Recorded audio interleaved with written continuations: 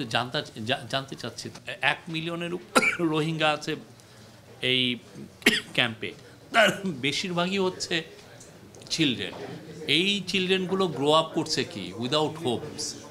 তো এই লোকগুলোরকেও তো আশা দেওয়া উচিত। আমরা নিজেরা আমাদের দিকে তাকাচ্ছি, তো যে রেফিউজি চিলড্রেন তারও তো একটা আশা নিয়ে বড় হওয়া উচিত। সেই জন্য স্যার এইটা নিয়ে স্যার বারবার বলছেন যে রোহিঙ্গা চিলড্রেন যারা এই ক্যাম্পগুলোয় বড় হচ্ছে তাদেরকেও আমাদের আশা দিতে হবে। সেও যেন একটা ফিউচার দেখে, যে সে একদিন মায়ানমারে যে সেও যেন একটা বড় কিছু করতে পারে।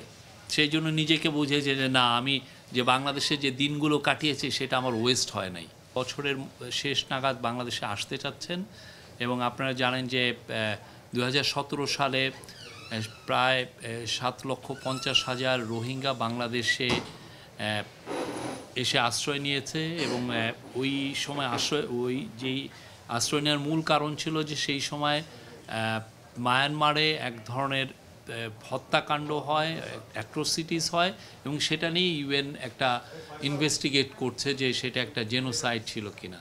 তো সেই জেনোসাইড একটা কেস হয় আইসিসিতে। সেই কেসের বিষয়ে এই কিছুটা আলাপ হয়েছে যে এই কেসের আসলে ডেভেলপমেন্টটা কোথায়। আর একটা হচ্ছে যে জুলাই অগাস্টে যে গণহত্যা হয়েছে, যেই হত্যাকাণ্ডগুলো হয়েছে, সেই হত্যাকাণ্ডে যেই ম্যাস আপরাইজিংকে যেভাবে বাচ্চা ছেলেদেরকে মারা হয়েছে, সাধারণ গার্মেন্টস ওয়ার্কারকে মারা হয়েছে, নিরস্ত্র লোককে মারা হয়েছে, এটা এক ধরনের ক্রাইমস এগেনস্ট হিউম্যানিটি।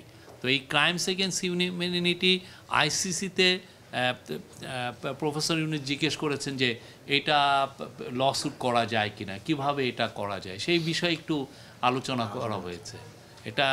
এইটা এখনও খুবই প্রাইমারি একটা স্টেজ। উনি জানতে চেয়েছেন যে এটা প্রসিডিওরগুলো কীরকম, যে কীভাবে এই আইসিসিতে ক্রাইমস এগেনস্ট হিউম্যানিটি যারা এটা পারপিট্রেটর ছিল তাদের এগেনস্টে এটা করা যায় কিনা। এরকম কিন্তু অনেক জায়গায় হয়েছে।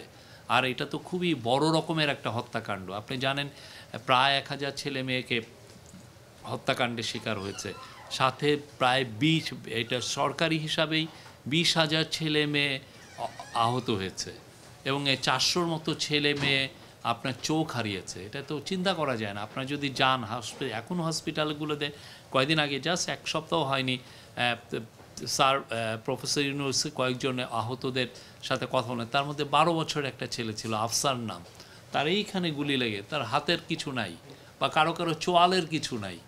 আপনারা যদি যান, আপনারা যদি দেখেন, এটা তো একটা ভয়ানক রকমের একটা হত্যাযজ্ঞ হয়েছে।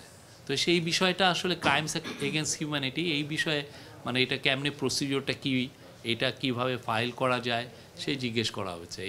এটা